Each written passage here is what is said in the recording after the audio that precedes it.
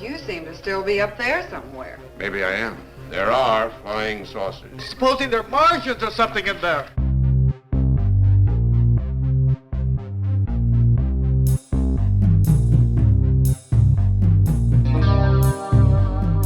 Hey guys, welcome back to another Weird Wednesday. I'm itsasherz and this is Cassie. Cassie. How was your two weekends? How was your week? Good, horrible, and back to Oh, not all of it, all in once. You've been going up and down. Well, it's okay. It happens. It's life. Yeah, no episode last week because I had a family emergency that need attended to immediately. Yeah, that was yeah. I'm not going into detail about it because it involves my children and I don't really want people to know about that. So That's okay. Yeah, you don't have to. But you've been busy making something, I heard. Oh yes, I am working on my the prize for the Patreon members of this month's episode painting. Whatever comes out of my head is going onto canvas and somebody will win it. That's in the Patreon. I'm so excited. I got a little bit of a preview. And it's great. So I mean, you definitely want to sign up. I mean, this show comes out on Wednesday, but we've told you about it before. You have to be signed up for the Patreon. You got to be one of our top tier members at it's only $5. Yeah. It's $5 a month. You get ad-free episodes and you get into the monthly drawing and you get invited to the monthly meetup. And at the monthly meetup this time around, we will announce the winner. That's happening this Thursday, the 18th at 7 p.m. Eastern. So if you're signed up, be there, I guess. Be ready. Yeah, and now that Ashley told me how to work the Patreon, I should be able to do everything. It's a process. That's okay. Yeah. You've never done a podcast before. No. So everybody be patient with Cassie as she gets her shit together. Could be a while. But no, I'm trying to do it really fast because I want to bring content that people that want it. It'll happen. It'll happen when it needs to happen. But yeah, very exciting stuff. I haven't seen it yet, so I can't wait to see it. I can't wait to see the finished product too because I like color. It's gonna be popping. It's gonna be popping. Speaking of popping, Krampus Not Eerie was freaking amazing. We didn't get to hear about it. Yeah, I mean, I was gonna ask. So I showed up on Friday, and me and Carrie were going crazy. We were trying to figure out where these booths were going because there was a party in that spot later that night, so we couldn't move any of the tables and like they was all decorated and it was just like we had to use our imaginations and be creative. And so it was crazy Friday. Saturday is when all my bad news came and I was stressing out completely trying to get people to their vending spots because I was showing people where to go because I made the map, and then with my own freaking stuff in my head. And then band started doing sound rehearsal and I felt like I was having a panic attack because I had way too much going on. But the event was amazing. So many cool outfits, like people dressed in costumes. I was the judge for the Creepmas contest, and the Christine, who has Raven Nest Oddities, she won because she was dressed in a full fur outfit like Bumble with blue see-through lingerie on, and it was amazing. Nice. Yes. She was called the Yeti and a Teddy. It was so great. The band was amazing. They came out with a whole like drum percussion parade and walked around the whole venue until they got on stage. That was really cool. Saw some people I haven't seen in a while. Saw some people I haven't seen since last Krampus Knot. And I sold a ton of stuff. And then I won the electric guitar drawing. What? Yeah, so I have a Les Paul electric guitar amp and beginner setup that I am wrapping for one of my children for Christmas. That works out great. I was gonna say, I didn't know that you shredded. I do not. I do not have the musical ear, but if you follow my socials, you know which one of my kids does, and I can bet you can guess who's going to get it. I hope they don't listen to the show anymore. Fuck. Oh, he already knows. I picked him up for lunch after the show, and it was in the back of my car. Oh, okay. One of those. Well, it's got to look good under the tree first. He can wait. Right, exactly. He was happy, though, so that's always a Oh, plus. that's awesome. And then I called, I had to call off work Sunday, Monday, and Tuesday because of everything that was going on that I had to deal with. So it's Christmas time. It's three of my kids' birthdays this week, and I had to call off work for a week. So, The struggle. I do like know. Ugh. last Tuesday, I literally felt like I was having a heart attack. It was that bad. I was so stressed out. I've never felt like that in my life. Well, I'm glad you're back. Yeah, me too. Kind of get out of my head and learn about some stuff. That is the nice thing about the show. Sometimes it's like I can't do this right now, Mhm. but it's like, oh, that's right. I get to hang out with somebody that I like and talk about things that I like to talk about and just not think about anything else. That's a lot of the reason why people listen to the show, frankly. Yeah. So we relate, guys. We get it. And I promise I don't have a lot of problems like that pop up. So hopefully that's the only one I have the next 5 years so I can be here on Mondays. They don't usually pop up. At least for the next 5 years. We'll see what happens after 5. Right. Life might get weird,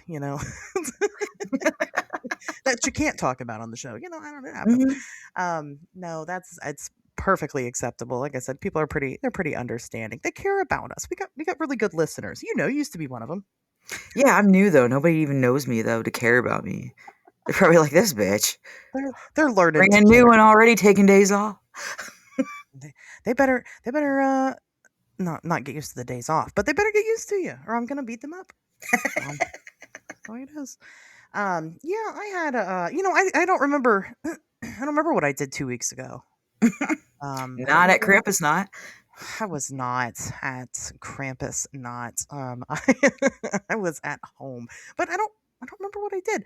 It doesn't matter. Then right there with you, our kids have close birthdays, so we did my daughter's birthday party this past weekend, and it was during Snowmageddon. I don't know how much you guys got hit over there, but it was like the party was like right as it was like starting, and we almost died. No. Way up there several times, but we went, and about 5 kids showed up, which you invited 7. Oh, wow. So most of them showed up, and I was That's just good for this day and age. Like no kids to get out of the house, so that's perfect. really and the only people that didn't show up, I mean, that couldn't come at all. There was one girl who she had something else going on, and that's fine. But then everybody else RSVP'd. They were gonna be there, happy to be there. But then the snowstorm happened, and I'm like, look, don't feel like you have to come out Right. to this. So I mean, they canceled within reason, and so that was it was pretty good. It went well. Good. So she had a great time. So How old is she now? Is she 13 now? well, so she's 13, but she'll be 14 on the 17th. Okay. So she needs to get a job. It's time. Yeah, good luck with that. I've waited 14 years for this. John has tried and tried and tried, and in the city where he lives, everywhere you have to be 16. It's crazy, isn't it? It's like, So wow. he, as of Saturday, he is able to get a job. So he better get out there. Excited to get one? Yes, he wants Yeah. money because he's very bougie. Well, and I mean, then he's still got to compete with all the adults that can't find fucking jobs anywhere. So it's tough out there for people right now, period. Oh, yeah. It's, So, but I feel like kids are getting the fast food and those kind of jobs because they'll do it. yeah. Which is good because they pay a lot of freaking money now. They do. Yeah, it's not too bad at all. No, I'm not pushing her anytime soon. I'm pretty indifferent about it. I'm like, just finish school and we'll go from there. Like I will support you until you graduate college. That's fine. Well, like, I take John to Ulta, and he wants everything, and I can't afford, a $200 Everything. bottle of Valentino every time we go somewhere. Oof. So, he Yeah. needs to get his bougie ass into the workplace. That's fair. That's no, mine's pretty. I mean, she would live off of ramen noodles if I let her. Like, she's very simple. Like, she would live off of hand-me-down sweatpants and t-shirts. Like, she's not all about that life, which I'm the bougie one in my house. And I have a job, so I'm like, "Do you want this travel size one? It's a lot cheaper." He's like, no, it goes in my bottle collection, so I need the bottle." oh my god. Yeah, I feel it. I get you, John. I do. So yeah, so we did that family stuff, and then of course Sunday was not really eventful because we were pretty much snowed in, and Yeah. that was basically it. As it gets closer and closer to Christmas, I am busy with that, but I did finally get my replacement map from Jeff Craddock. Oh, good. Yep. So I am gonna get hopefully, if Christmas allows, I will finish this out and have it done. My deadline is the end of the year. The book's not going to be out the end of the year, but Okay. I did that to myself because I pushed Indrid so close to Frogman. There was almost no copies of Indrid at the table. Yeah. And I didn't want to do that to myself. So I still have time, but if I keep telling myself that I don't have time, then I'll get it done faster. So Oh, yeah. but I'm falling in line with that. So that will be great. But yeah, that's Good. pretty much I do have a weird encounter to share with you guys that I had today with my child. But first, how much snow did you get? We only got about 3.5 inches. It wasn't that Okay. bad. So you're right around us then. Yeah. We spent like we got home from plowing Sunday morning at 1:30 in the morning, Yeah. and then I had to go to bed because I had to work the next day. But it was a lot. It was heavy. There was a lot of ice underneath of it. Yeah. Well, and that's the thing. I mean, 3.5 inches. That's a decent snow. Mhm. But there's definitely been crazier. But the problem with us, and probably with you also, is the temperatures. And so because the Yeah. temperatures are such a Midwestern conversation, because the temperatures are so low, it's hard to like treat roads and things like that. It's hard to keep those maintained because they can't melt the shit and get it But out. you know what? Everything melted beautifully, and I got to work with absolutely no problems, and the roads were clear by 9 o'clock Sunday morning. Yeah, Sunday I got out and about. I mean, our side streets are still really shitty, but that's a city problem. But you're not really, I mean, on the side streets, you can go 2 miles an hour. Nobody cares. Right. So Right. it's fine. But it wasn't too bad. But yeah, and then today's extreme colds, and then Thursday it's going to be in the 50s. Right. That's ridiculous. That's in case you're wondering what's going on in Ohio. Oh, another fun fact that I tried to do.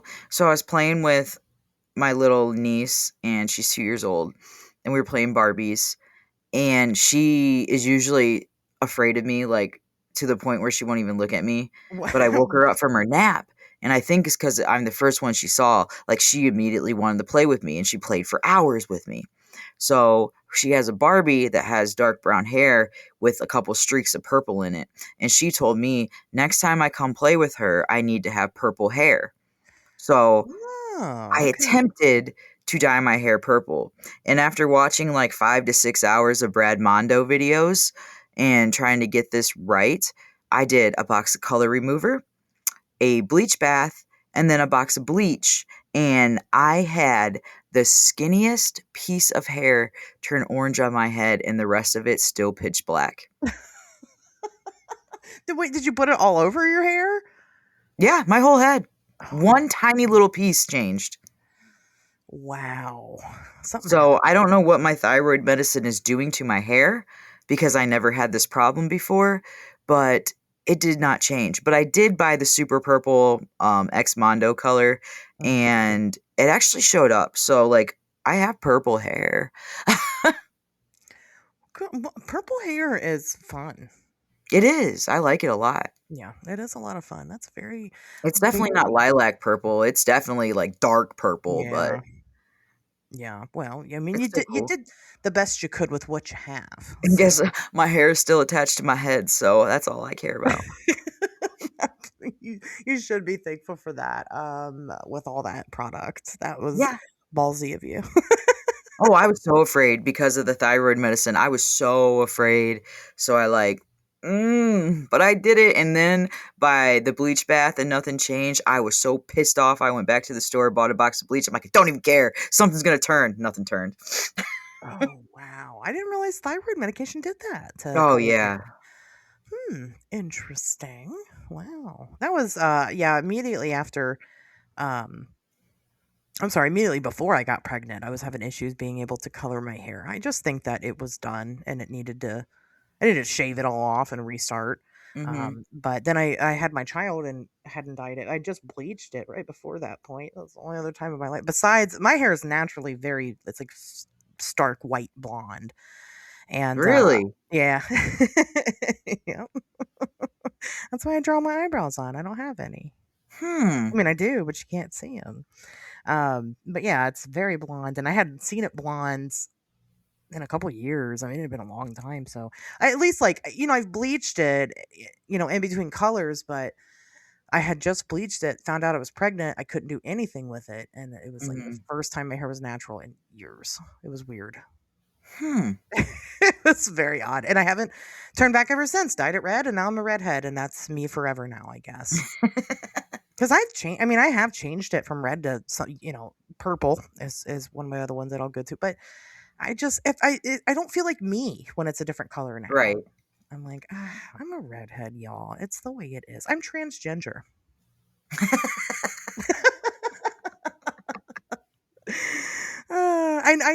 Listen, before you guys say anything, I did not rip that from South Park. I had no clue that was a South Park joke until I told it one day, and somebody told me it was a South Park joke, and I'm like, oh, Everything's on South Park. right, fuck them. But Right. it is what South it is. Park, it tells us the future so much that I think that our lives are just a South Park episode and we haven't got to that point yet. like Yeah, I believe that. I believe that. Um, so anyway, on to my anomalous event that Yes. I know you guys are dying to hear about. So my daughter has, we have a couple of holiday traditions, one of them being the coveted Advent calendar, right? Ooh, So which one? she's got a nice, she's just really, honestly, I'll be so for real with you. She likes to go to Kroger and get the cheap one. It's like $3 Okay. with a cheap ass chocolate. And that's fine. She likes that cheap ass chocolate. I'm like, okay, that's fine. Mm-hmm. So, we do this thing every day where we guess, what the shape of the chocolate's going to be. Okay. And so today she is like, what do you think it's going to be? She didn't have school today because they were closed because it's frozen outside. But Yeah, ours too. she was like, what do you think it's going to be? And I made my guess and she made her guess. And she opens it up and the piece of chocolate falls on the floor and completely disappears. Okay. Like, I'm convinced that this chocolate, like, neither of us even heard it hit the floor. I'm convinced it fucking hit a portal on the way down and it just gone. Like, Did you see the chocolate in there before it hit the floor? yes, Okay. it was in there. Because I've watched advent calendar openings when there was nothing in it for that day. Oh, that's so sad. No, there was definitely a chocolate in there. She Okay. opens it up, it flies out of the thing, and it's just gone. Like when I tell you guys I was on my hands and knees trying to figure out because it was driving me nuts. I'm like, it didn't just disappear. It fucking did though. It's nowhere. So, and she's at like she's in my kitchen. She was in the middle of the kitchen. She's not like next to the fridge or the stove or What? could have like rolled. Like there's nothing, nowhere for it to go. It found somewhere. And it's just gone. So I'm convinced that that's what happened to us today. And so then we're looking at like the shape of the mold, Mm-hmm. and it's Santa Claus. Okay. I don't know if that's significant at all, but I'm just letting you guys It's know. like Christmas magic. It literally it just disappeared. So Have you watched Violent Night lately? not lately, not I'm going to. That's a yearly Christmas watch. magic. I don't know how it works, but That's What happened? So that's my anomalous story for this week. I don't have any news. And I told you guys I would share with you Mothman encounters when I don't have the news, or just weird encounters in general. But I'm going to be doing plenty of that this episode. So I'm not going to bore you with that. But Cassie, you did bring some news. I did. I don't know how weird it is, but it's significant because it's horrible. So for the Hanukkah celebration in Bondi Beach, Australia, 15 people were killed and 40 taken to the hospital after a shooting. That officials declared the shooting was a terrorist event designed to attack Jewish people. It was an event to mark the first day of Hanukkah and was taking place at the beach on Sunday. The victims were between the ages of 10 and 87, including a Holocaust survivor and the rabbi who put on the event. Oh, wow. 2 suspects, a father and a son, ages 50 and 24, officers fatally shot the father at the scene while the son is now in critical condition at the hospital. That's effed up. It is. Did you see the video of the guy who fucking tackled the dude? No, I did not. Yeah, he somebody I read my news, unfortunately. Oh, well, that's okay. Somebody one of the bystanders that was, one of the potential victims, he tackled the gunman and got his gun away from him and held him at gunpoint. And that guy is on that. Like, that guy's the shit. Okay. Like, because that would not be me. I would be like, just shoot me. I'm not even gonna try to fight it. It's gonna be what it is. But that man has balls of steel to have done that. No, it is obviously a very tragic event, and it's rare because it's Australia. They have different gun laws than we do. Okay. So I didn't even think about that. Yeah, so I haven't really gone over like the details about who or what or why yet, because it is still this literally just happened. Right. It's yesterday. It's still a developing story. So, but that'll be interesting to see, how that plays out. I mean, and kind of what their reaction is there. They don't really have, we're used to that in America. Yeah. As sad as that is, they're not really used to that over there. Come on, man. Hanukkah. Why you gotta do stuff on religious days?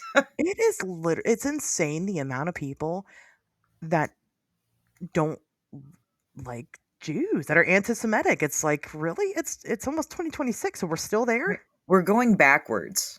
It's insane. It's I don't know what's wrong with people. I don't get it. Right? It's like, they're just people, man. Come on.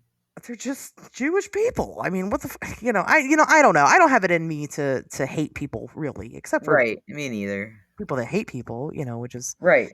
Kind of paradoxical, but I don't get it. I don't get it. But like I said, it will be interesting to kind of see what the reaction is. So, of course, thoughts and prayers. Yeah. As much as people hate that. I mean, there's not a whole lot we can do from here. I haven't seen any way for anybody to help with monetary anything, and we might not get that kind of reach in America for that. Yeah, we probably won't, especially with we can't send anything Right. I mean, the tariffs. Right.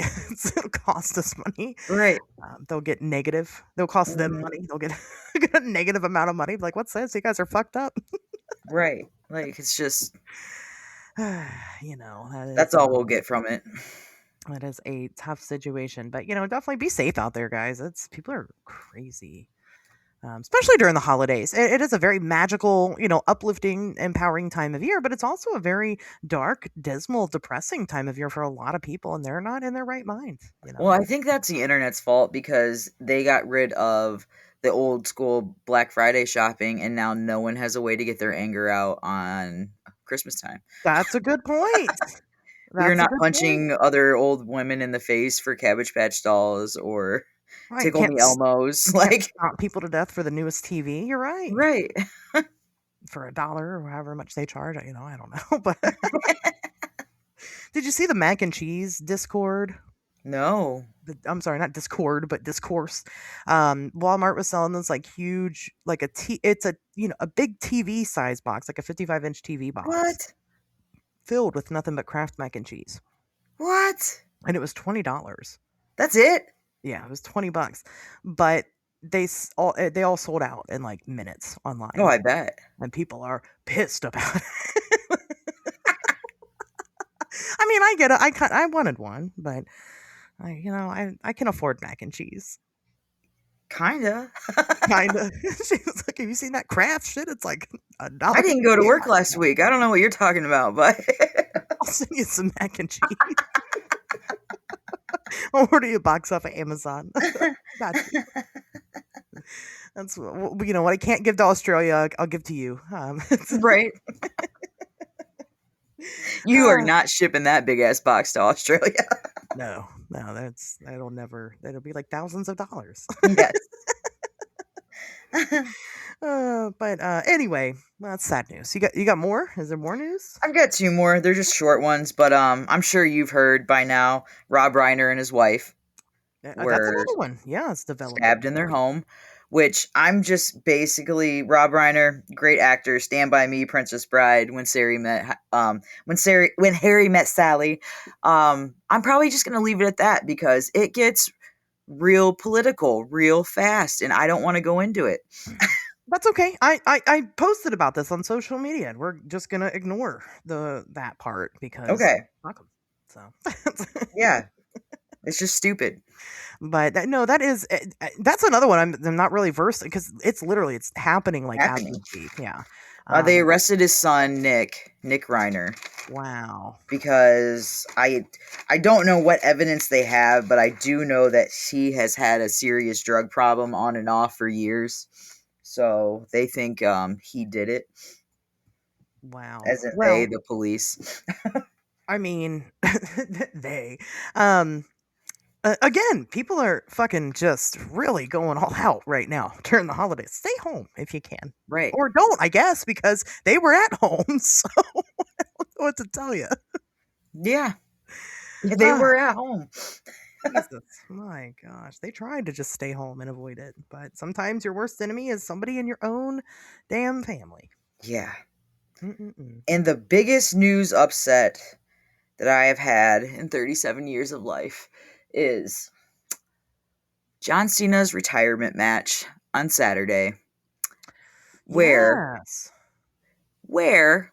Triple H put it in the script that he would lose by submission tap out to the ring general Gunther when John Cena has never tapped out in 20 freaking years. That was the most disappointing, sad thing I have watched. We came home from plowing, watched John Cena's last match, and went back out to finish plowing. Yeah, that's a disservice. That's fucked up. Yes. That's really rude. It's John Cena. Right. Even if you don't watch wrestling, you know who John Cena is. He's like one of the most wholesome human beings on the planet. Right. Right. I tried to watch it, but I couldn't see him, so I just that was bad. I was like, well, where is he? I don't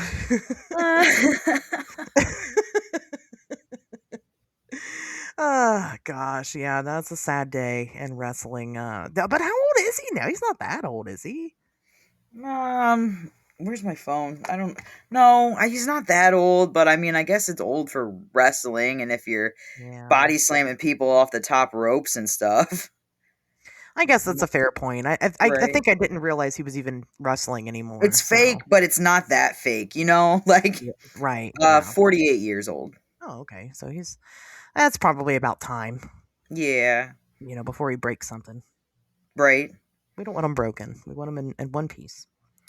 Yeah, right. Well, some devastating He'll come out with more news. movies, I hope he comes out with a wrestling movie.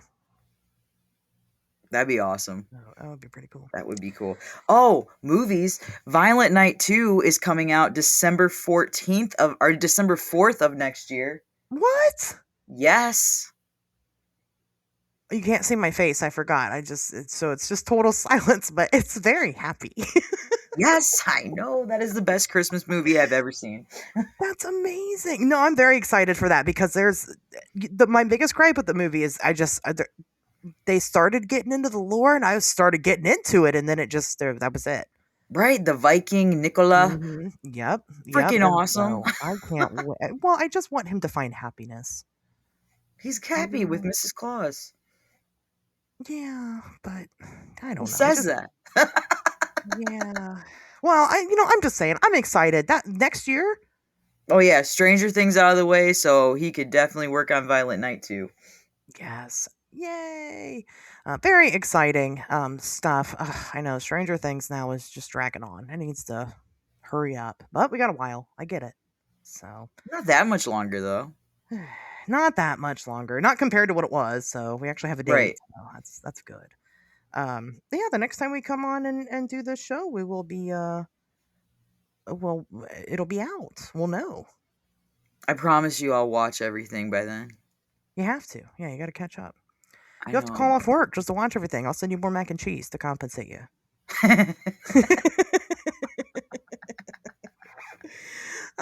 Well, okay. Very exciting. I did watch something new. I guess I forgot to bring that up. I watched this documentary people talk about all the time. There's something wrong with Aunt Diane.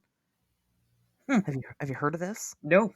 People are like, "Oh man, it's just so crazy. You just got to watch it." It's like there's some documentaries it's like there's one that I tell people to watch all the time and I'm like, "Don't look up anything about it, just watch it." It's called Dear Zachary. And I'm so fucking serious when I tell you, do not look up anything about it, just watch Okay. it. But this was one of those where people always like, "Don't look up anything, just watch it." Listen, Mhm. I'm going to spoil it. It's about a woman gets rip roaring drunk and crashes her car into oncoming traffic on the highway. And the family's in complete denial that she was rip roaring drunk, but she was. And that's it. That's the story. It was not good. That's like an So easy thing to prove. it was, yeah. I mean, they tested her shit a couple of times. Like they exhumed her to test her shit again because they Does just it did work like not that? believe. Yeah. Well, they keep the samples for I don't know how long, but I think it depends on per state and county. Like you could it literally can show that you were drunk when you died if you exhume the body still? Not if you exhume the body. So there was like something else. She had like dental problems or something, and Mm, they were like, well, what if her dental problems, like her teeth hurt so because she never drank, so maybe in a desperate attempt to get rid of the pain, she drank fucking 10 shots of vodka and went driving with the kids. You So gotcha. they wanted to exhume her to see if there was, in fact, a dental abscess. And because the documentary, it was filmed, like I believe they started filming it like 6 months after this event happened. I mean, she's embalmed. They still could exhume her and see if there's a dental infection there. Gotcha. So and stuff like that. Anyway, I mean, it's sad that the family is in denial, but man, it was not worth my time. So I just listen, guys. I'm itching real bad for a good documentary. Let me Did you know watch the catfish one? which one. Like the new one that just came out like a couple months ago that everybody was Oh talking yeah, about? oh yeah, I Okay. did. That was Definitely. good. Yeah. It was good. It was like what? Now that blew me away. Right? That's another one. Don't Google it, or you're gonna ruin it for yourself. Right. But yeah, no, this one was not good. It's been a while since I've seen a good. I think that was the last good one I've watched. People need to up their game, put good stuff out there. But I'll take old ones too. I'm catching up. But like the problem like now is something happens and they're doing documentaries so fast on it that there's nothing really you can put out there that we Yeah, don't know from the news that just happened. yeah. I mean, you're right about that. It's really got to be a good story. But some of it is like local, like the catfish one was like a Mhm. local, like everybody locally knew about it, and some people not locally knew, but not everybody knew. Right. But that's me. I'm a I'm trying to documentary think person. like hmm I know like I watched one or there's one coming out or something that I was interested in. Oh, the Kanye Diddy one. Or not Kanye, the 50 Cent Diddy one. I, You watch that? the memes are reeling me in. I am getting Right. interested. I will probably check it out, but I probably won't check it out until after the holidays. Well, like that's one of the things on my list that I have to watch when I buy Netflix for the month. Yeah.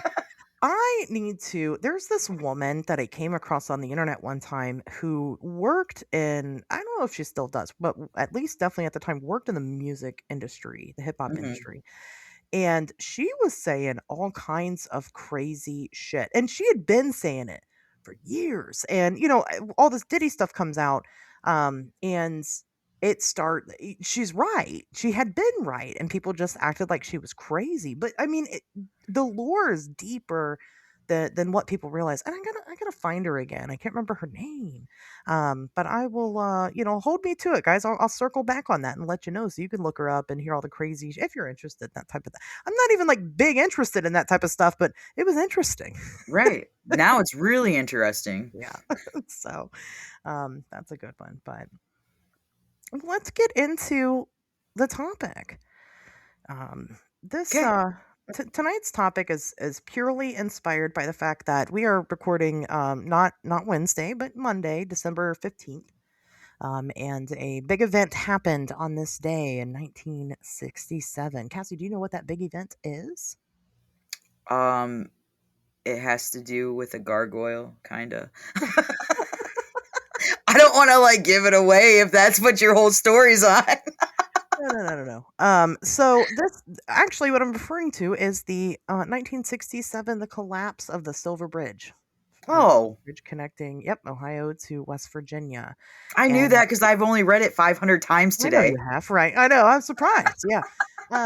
So obviously, I guess if you want to pause this episode and give some silence to the victims back then, you can. I don't know what the time frame is on something like that, until it's okay for you to not acknowledge it. But the reason why it's big and weird news is obviously that connection to the Mothman. Um, and so, this time of year, the holidays are really, I mean, it's Mothman's time to shine. I guess it always is year round, but people go really hard into the Mothman lore during this time period, and it's understandable why the first sighting took place, or the first big sighting took place in November of '66. Then you had the bridge collapse, and so thought it'd be really fitting to talk about something that's not Mothman, but maybe is Mothman. It could be. Could be. Or it Um, could be Batman. it could be Batman. I mean, I'm sure he's got hobbies Yeah. outside of fighting crime and spending lots of money and making lots of money, I don't know Um, what other hobby you would want, but besides just like I don't need hobbies. I'm fucking Batman. It's like, right. that's fair. It's like, yeah, just sling my batarang around, drive my Batmobile wherever. Right? And whatever other cool freaking vehicle he is driving around in these movies. Fight Mr. Freeze. He's not doing a good job right now, I'll tell you that. Mr. Freeze's ass Right. is winning. Um, but this is definitely Mothman adjacent. So one of the things that's I talk about when I specifically am talking about Mothman is how people put it in this little one time frame in this one area, right? The 66 to 67. Most people only refer to Mothman sightings in Point Pleasant, West Virginia, which weren't even the majority of the sightings that happened, but they've adopted it and that's fine. But when I tell people, well, it didn't start there and it didn't stop there either. They always seem kind of surprised by that. But if you did just an ounce of outside of the box thinking, you would find that these winged humanoids are something that's are always here. They've always been a part of our lore. And they're just called something different each and every Right. time. That's the problem I think that people have. Right. They want Because they if want it you to be narrative. research Mothman, you're gonna get the Point Mothman. Pleasant encounter. Right. Right. You're gonna Who get the freak is gonna come up and just think of these other random names that are under for you to search? Bird-like, bat-like, humanoid creature. and that was, I'm not gonna act like I'm the first person who's thought of this, right? Thinking of Mothman as other things. I'm definitely not. It's not novel, but it was one of the first things that I noticed when I started getting into it. And I think it started because I don't remember why, but in the very beginning, there was some connection with Moloch, Okay. the demon devil thing, whatever it is. And Mm. and I was like, does it have wings? I can't remember if it does or doesn't. I didn't Ooh. get that big into it, but I was like, wait, what if there's other things? And then, of course, you come across John Keel referring to it as the Garuda, and I'm like, oh, okay, Garuda, So then I started looking at other things, but then people started giving me encounters that they were having, had, whatever, and they were calling it something else. And the first time it really dawned on me was when somebody had told me about their how they had encountered an angel. Okay. And I thought that was really interesting, because the way that it started off was that they were in their bedroom and it's the middle of the day, but there's a light in the sky. They could see a light outside their window, and it's coming towards the bedroom. It's like slowly and it's like a little orb of light. And of course, to me, initially, this starts off as like some type of UFO encounter, Mhm. until the light eventually reaches the window and it just engulfs the whole room. And it was completely blinding, and they weren't able to see anything. Um, and then a figure, like a humanoid figure with wings, appeared in the room. It did not speak to them, but for them, it changed their life. It ended up becoming a life-changing event. And they call that an angel encounter. They had a lot of health problems that were going on with somebody in their family, like cancer or something like that. And of course, the cancer magically went away, or not magically. Of course, they did medical intervention, but it was aggressive, and then all of a sudden, it was healing, and things like that. Good changes were happening, and See, if some like humanoid, like bird-like creature wants to come and scare the shit out of me, but gets rid of all my ailments, please, please come. right. I'll open the fucking window. I'll keep that shit It open. is 6 degrees. If you want me to sleep with that window open tonight, you better freaking come. There we go. You just gotta show up. Right. So that was the first time that I had really gotten into actively seeking out other things by the same name. Was because I was like, holy shit, this is very reminiscent of the Mothman sightings. And a lot of the Mothman sightings, you had, guess what? Strange lights in the sky. Mm-hmm. In almost every single one of the Mothman encounters with the witnesses, they had, guess what? Life-changing events. Oh Not yeah. not bad life-changing events like everybody thinks. It's actually not. It's very good. Um it might start off bad because growth and change are both hard, but it turns into something very good. I was like, that's interesting. So I started looking into things a little bit further. And of course, I hit gargoyles. And, not just because of Mothman, but because people were sharing gargoyle sightings. And at first, I'm like, well, gargoyles, they're not real. Right? Like it's a piece of architecture. So what is it that people are saying? But duh, They're based off of something though. they're seeing something. So let's talk a little bit about the history of gargoyles, and what they are and where that comes from. They're really cool, and Spirit Halloween has super expensive ones that I can't find anywhere but one. Technically, those aren't gargoyles. Do you know why? No. Because the original gargoyles were lions in the front of Zeus's castle. Well, no, they're not gargoyles, they're grotesques. And the reason for Oh, that yeah. is because gargoyles have a functional water spout and grotesques do not. They're purely for decorative. They don't have a function. They're more decorative. But that is a good that's a good segue. Yes, they were originally lions. You're right. Yes. And Zeus had them. Zeus had lions. Yeah, in front of the in front of Olympus, He would. He's so bougie. right? He definitely would. But that's why sometimes you do see. You see lions on people's driveways and stuff. I mean, Mhm. it's the same thing. It's just gargoyles instead of cats. It's so Um, weird to think of a lion as a gargoyle. I It don't know. is. Yeah, I suppose it is, but I think that, during that time period, um, it was more function, and so lions were regal and fancy, and people, it was bougie, and people like that shit, Hmm. especially during the those times. Yeah. Greek times.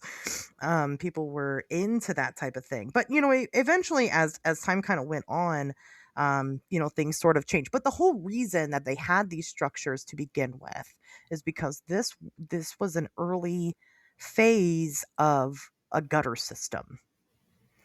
Yeah, and just think about that real quick. The early the early gutter systems. Well, think about what your gutters on your house look like today. And then think about these expensive ass stone lions that people got carved for their gutters back in how many hundreds and thousands of years ago. And we have plastic fucking shit that leaves clog up in. And it's ugly, right? It doesn't even look cool. No, I think that back then they were actually probably not as expensive as they are now. It's like we've Well, probably not, but gone just backwards. people had to take the time to carve that Oh yeah, stuff. oh yeah. If And it, like the wind eventually, blows hard enough here, my whole gutter system's dented. Like, fucking fly lands on it, it's just carve crashes me a into it. lion, please. Yeah, I mean, they were just, I mean, really, they were decorative pieces that hid the water spouts to direct the water away from ruining the building. Just the same reason we use gutters now. We've always had gutters for a very long Hmm. time. And they were just kind of on there. But the lore changed a bit as time went on. And there was this weird kind of spiritual belief that went along with it. Um, I like I like this bit of lore. Hmm. So, according to this comes from French. The French legend, French urban legend, is that a Saint Romanus, okay, had saved his country from a dragon that was named La Gargoule. Okay. So he fights this dragon and slays it that had been terrorizing their little village, and they're like, "Oh fuck yeah, we killed this dragon. Let's burn his body up." Right? He's never existed. Well, because it's a dragon and it breathes fire, the head and the neck of the dragon wouldn't burn because it had some protective coating or something on it. And they were like, Mm. "Okay, that's fine. We're gonna take this motherfucker's head and we're gonna stake it right out in front of our village, and we're gonna let the other dragons know, don't fuck with us." And it worked. The other dragons were like, "Oh shit, I don't want none of that," and they stayed away. So as time started, going on with this in mind, other people were like, "That's a really good idea to stake the head of your enemies outside of your village, so that way they don't fuck with you." And they're like, "Yeah, you should try it sometime." So while they're staking heads outside their villages, they decided, well, you know, decaying flesh really stinks, and No. we don't really want that. We've also got this problem where there's water leaking into our buildings and shit. Why don't we make scary stone structures and put them up on our gutters, right? We two birds with one stone, literally. So they started carving out gargoyles, these grotesque creatures, to make them appear as if they were captured or apprehended by these people, so that real gargoyles would not come and fuck with them. I think it's super Okay. interesting.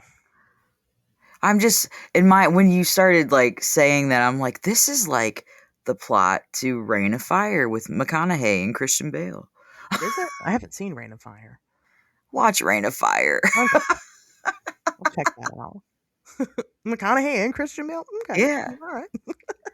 McConaughey's like a dragon fighter, and is like Oh, okay. Okay. with his voice. It's just good. Okay, I'll check that one out. Um, but yeah, I mean that was basically it. But here's the thing, like, what? So hold on, I know, back up, right?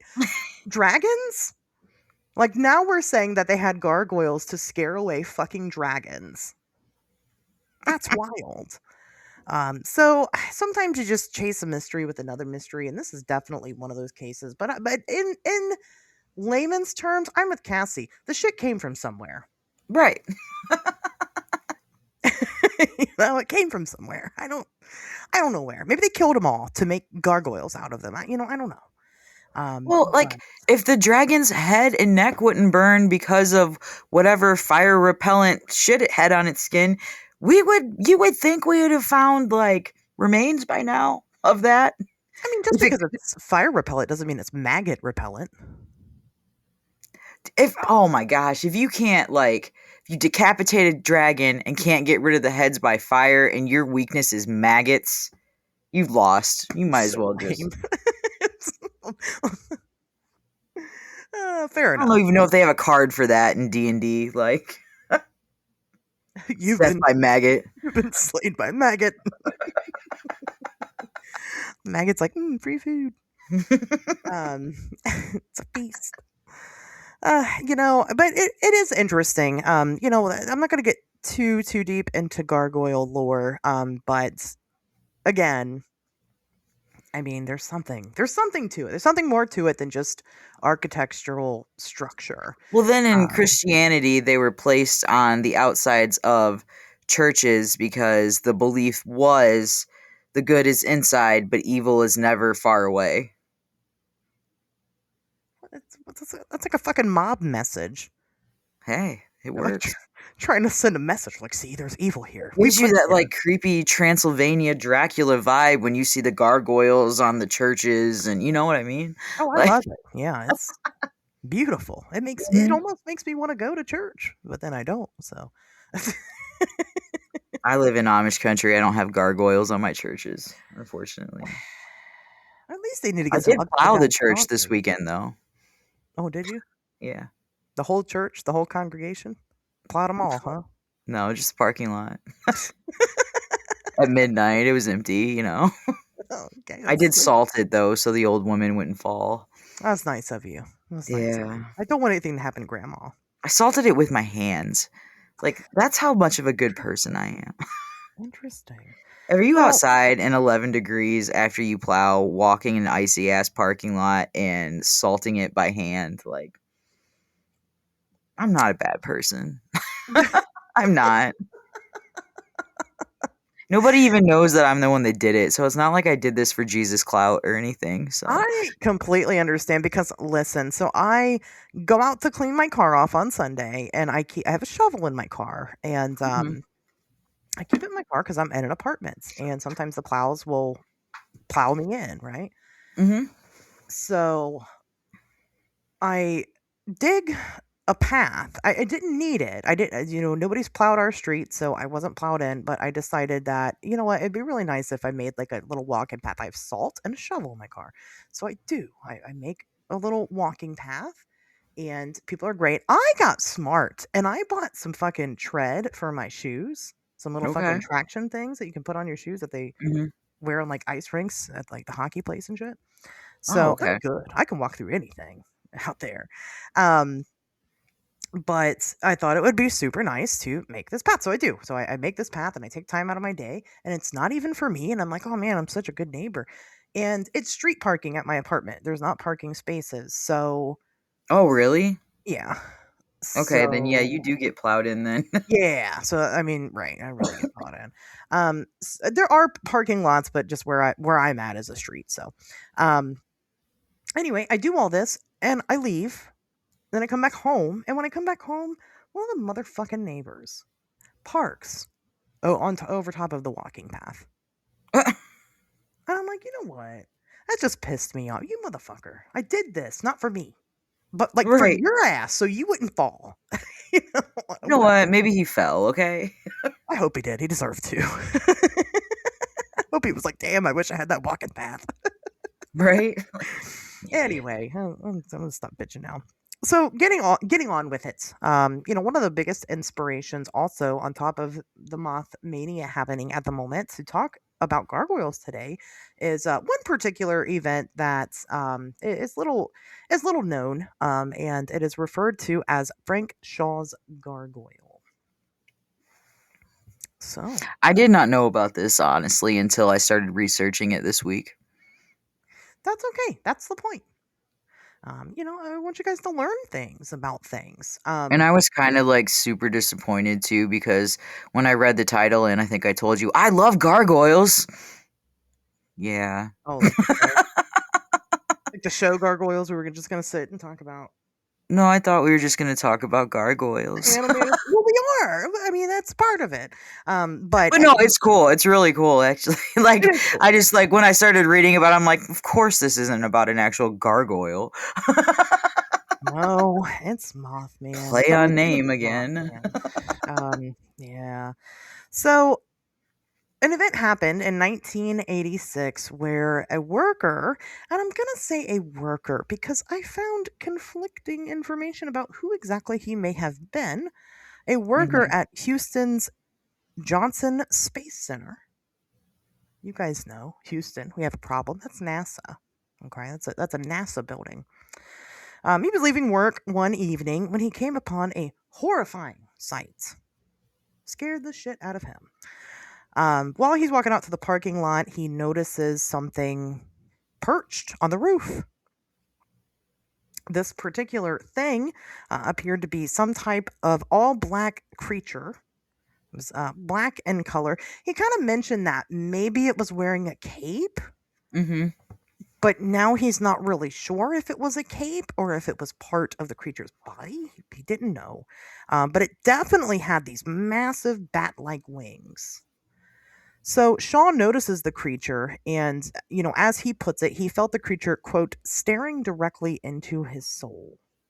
He doesn't, Terrifying. terrifying. Um, he doesn't know why he thinks this. There was never a real indicator as to why he believes this, but he felt like this is where it's interesting.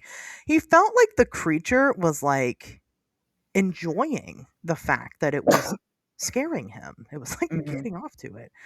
Um, it had nothing to do with the fact that the creature had its weird creature dick in its hands, stroking quickly. He just thought that maybe he was getting some enjoyment out of it. That didn't happen, but it'd be a cooler story if it did. Can you I was imagine? like, wow, I missed that part in this whole thing. You walk out, there's a fucking gargoyle just jerking it on the roof. You're like surprised to see him, and he's like, "No, stay there, keep watching."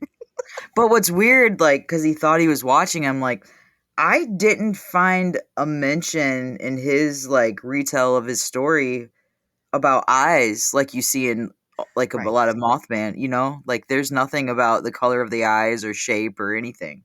That does seem to be the difference, is that people have attributed red eyes so much to Mothman that I think that when they don't appear, they Hmm. just don't even think to mention it. But there are Mothman encounters. So the eyes are actually not consistent. They're rarer than not having the red eyes. Hmm. Okay. So it's more consistent for Mothman to not have that feature, or for people to not notice, than it is for him to have that feature. What causes that, or what's different? I don't fucking know. I don't write the rules. I'm just telling you what it is. But he doesn't. You're right. He does not mention the eyes at all. Just that he could somehow tell he was staring at him. It seemed like a sentience, more than just an animal that he Right. saw. Okay. Something odd was happening there. So this doesn't last very long. The creature unfurled its wings and took off. But Shaw notes that as that happened, as the wings kind of unfurled themselves, there was a weird like cracking noise with it, like leather, like when you sit on a leather couch. Oh, so uncomfortable. Yeah. Yeah, and he thought that was weird. And but it was enough. It was so noticeable that he was kind of in like a trance, and it kind of snapped him out of it. And he was like, I gotta get the fuck out of here. So he did. He takes off and he goes to his car, and he does the right thing. He goes the fuck home. He leaves. Smart man. Right? No, like chasing it or trying to figure out what it was. Just nope. I'm done. Absolutely not. Right, I'm off the clock. I'm going the fuck home. So he does. He hurriedly gets back home, and he comes home to his wife and his daughter. He's obviously very shaken up about something, and they're like, what's going on? And he's reluctant, but eventually he tells them exactly what he had seen. And while they allegedly believed him and said, "Yep, that sounds legit. You're trustworthy. We don't have any reason not to believe that you saw what you had seen. Don't tell anybody that you seen it, especially not at work. They're going to think you're nuts." Hmm. And he's like, "Yeah, that's a good idea." But it was not such a good idea because weeks had gone by and Frank Shaw could not stop thinking about the creature that he had seen. So he decided to tell his immediate supervisor. And his supervisor's like, "Oh, really? You saw that?" And he's like, "Yeah." He's like, "Oh, okay. What it look like? Bat wings, huh? Kraken?" Well, we're aware of this creature. As a matter of fact, we have a whole file on this creature because it had not just murdered but brutally mauled two of NASA's German shepherds. I guess they keep German shepherds on there. I mean, that part's very confusing to me. I guess I could see them. I could see people having guard dogs, especially in the 80s. Maybe that Yeah, was that's more what I was normal thinking. then. Like in that time frame, probably. But I don't think that's standard practice now. But okay, all right. They had German shepherds on the property. This creature mauled them, and then other people had reported seeing the same thing. And Frank Shaw felt not so alone anymore. However, um, during all of this, he ended up being interrogated by what he described as quote two NASA security officials who pretty much told him like, "Don't ever talk about this again. Like, if you know what's good for you and your family, like, don't say shit about this ever again." And he's like, "Okay." And he didn't, allegedly. Maybe he told some people at the local bar. Who knows? We don't know. Here's the Yeah. thing about Frank Shaw's gargoyle story is that none of this comes directly from Frank Shaw himself. Nope. He really didn't tell anybody after that. He really didn't tell anybody after that. Agent J and Agent K came all up in their black suits and was like, shh. Did their magic. Just look at the little red dot. Now it'll all be over in just a moment. And then Will Smith cracks some quip. I don't know. Listen, Dog starts talking and it's all good. I used to love Will Smith. I'm so sad that he fell off. Yeah, but he had a lot of good stuff that you could He always did. rewatch. Yeah, that's true. That's true. It's And there's not a like there's just one or two. Like, no, there's a lot. there's a lot. Yeah, no, you're right. You're right. You're right. There's enough.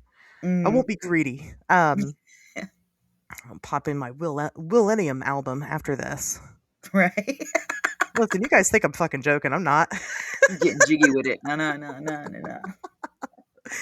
No. Anyway, so this is all information that we get from Frank Shaw's daughter, Desiree Shaw, I'm presuming. Yes. Desiree Shaw had came forward in 2004, and she had actually shared this story with researcher Nick Redfern. And then Redfern went on to include it in his book titled The NASA Conspiracies. I don't know, Cassie, how familiar are you with Nick Redfern? You might not be that familiar with him. I know the name, but I don't think I've ever met Nick Redfern. Yeah. I did meet Nick Redfern one time. I introduced myself and tried to talk at him, but he seemed what he was saying to me did not make sense to what I was saying to him. Okay. Now, it was at the Mothman Festival. So I just attributed maybe he was having some type of heat illness or something. And I probably should talk to him That about it. could be. Because then the very next day he came up to me and apologized because and admitted that what I was saying to him wasn't registering in his brain. Like, okay, but we still didn't have a very long conversation. Seems like a nice guy. I've read a good amount of his books. He's done a couple on the Men in Black Hmm. that I've read. One of them is the Women in Black. Oh, wow. Yeah, which is interesting. But the thing about Nick Redfern that I will say is that Nick is a story collector. What is that? What's the difference between myself and Nick Redfern? Obviously, I collect stories too. You guys are going to hear some of them today. Some you've never heard before. I guess the difference is that I try to apply some type of fact to the stories that I'm sharing. I don't just take everything and go, "Oh yeah, I'm taking you for your word. That's 100% true." Do you guys know how many people have told me that they're the Messiah? A lot. A lot. And I don't I'm never putting that shit out anywhere because I don't believe Yeah. them. Whether it be because I don't believe them because they're suffering mental illness or they're lying, it doesn't matter. I just don't believe them, and that's okay. Nick does not seem to do that. He just puts it all out there. I don't really think there's necessarily anything wrong with that. You know. Wow, he's got a lot of books. Yeah, he's got a lot of books. Um, So check him out if you want to, but take it all with a grain of salt. And he even talks about this particular story and says that he doesn't necessarily believe it. And so that's the difference. He's not like, oh, this absolutely happened, you guys, and here's all the proof that it happened. He's skeptical of these stories as well, but he does publish them, and that's fine. And so he feels this way about this as well. There doesn't seem to be much follow up with this Desiree Wow. Shaw after they had talked. Sorry, but I was reading the Nick Redfern titles, and I get what you're saying now, because he has a book called The Slenderman Mysteries. Yeah. I don't really think you can write a factual book about that. Oh, but they do. So, here it Yeah. is. So when it comes from a Nick Redfern report, I'm automatically like, But I like to fact check my own shit. Mm-hmm. That's the difference, y'all, between myself and these other people. That's what scored me to write the whole Indrid Cold book, is because I wasn't pleased with just watching Tanya give interview after interview with other people and stuff. I wanted to talk to her myself. And that's what I do. And so I have gone out of my way to try to locate this Desiree Shaw, and I cannot find her anywhere. Not just that, I can't even find Frank Shaw. Yeah, I couldn't either. Can't find any record of this Nothing. man existing. Right. Nothing ever. Other people, I did not call the Space Center or whatever, the Johnson Space Center, and ask them their take on this. I normally would. But other people have already done it, and I trust those other people. And they say that they've called and they've never heard anything about any of this. I mean, if you guys really want me to call them and maybe I'll record it and put it on the Patreon, I will. If you guys are interested. I've That'd called be plenty of cool. people before. Yeah, I've done it before. I'll do that for you, but don't get your hopes up. People have never heard of Frank Shaw himself. People that have worked there during that time period didn't know him, hadn't heard of him, hadn't heard of the story, hadn't heard of the creature. It's basically Chicago O'Hare Airport Mothman, where the reports are just coming from someone else who has something to gain in it, but no actual witnesses. It seemed to Right. be. I really get suspicious when I find like a whole ass story on Cryptid Wiki, but then Yeah, I can't find anything about the people in the story. can't find anything about it, and it sucks. I love this story. It's Hmm. fun. It's a lot of fun, and it fits. It fits that lore really, really well. Um, but I just can't say that I believe this one, and that's okay. It doesn't mean that there are not other credible sightings from people. It doesn't take away from what we are trying to follow, but full disclosure, y'all know who I am. I'm going to give you the facts as I have them, and so far I have none on this one. So, Yeah. And like when we're doing a topic, I like to research the people so I can kind of like get into their head and like make my own opinion like, oh, they're probably full of shit or they're not. You know what I mean? yeah. I couldn't find a damn thing about these people. Nothing. And I this is something that I haven't just researched for the show. This is something I've researched because I follow all those Mothman leads, and so this is something that I've put down and picked up with different ideas of who to call, what to look for. I haven't found anything, but that what, their name might not even be Desiree and Frank Shaw. That's true too. Yeah. That's another possibility. It's not necessarily that it didn't happen. It's just that that's not their name. And if for whatever reason these people at NASA wanted to cover this up, then they're just keeping it to a small select group of people and they're not telling everybody. Hmm. And they don't know about it. I don't know. So I mean there is that possibility. But again, I think the gargoyle angle is just so interesting. And this is one that people may have heard of in general. So Texas, which is where this happens, Texas has its own winged humanoid creature. in Mm-hmm. different capacities, called different things also. But they are definitely there and out and about in that area. Um, None of them are referred to as gargoyle, which again kind of keeps these reports from meeting each other and matching up. Like, is there a path? Is there a pattern? Is there, something here to validate each story, but together, because they're all called something different, and that is the very annoying thing about Mothman research and trying to consolidate all of that into one thing. Let me tell you guys, it's been tough, and obviously I still haven't done it yet, but we're getting I'm working on it, god damn it. But it's gonna take time. So but there are other creatures that have been referred to as gargoyles that people have seen. I'm gonna share another one that kind of gets thrown into the gargoyle mix, and that is the butler gargoyle. Um, this one is very interesting. So the Butler Gargoyle is made up of a handful of sightings in Pennsylvania. Okay. So That's you have close. it is.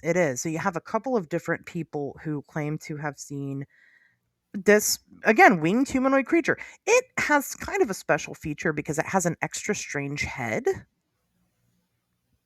It's Hmm. like helmet shaped Yeah. and like hard. But still the same thing, right? Bipedal, wings, 6 to 7 foot, all the makings of it. Now, these ones are also difficult to verify because so there's been Pennsylvania Mothman sightings. There's been just kind of a sprinkling of them here and there.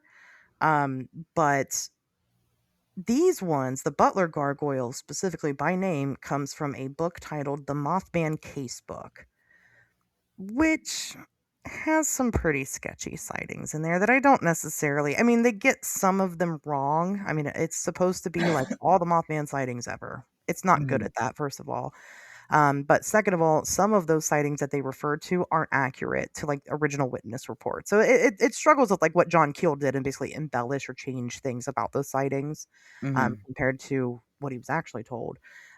So again, I have to take it with a grain of salt. However, Eric and Carrie told me about a gargoyle sighting that somebody had told them that they had experienced while working at one of their Pennsylvania events, because that's where they are, and Right. so they do a lot of stuff in the community. They said that some girl had told them that she was driving down the highway one time and she saw a gargoyle perched on the guardrail. And I mean, and that was that basically up and around the Erie, Pennsylvania area. That'd be Um, so cool. oh God, but wouldn't you be scared?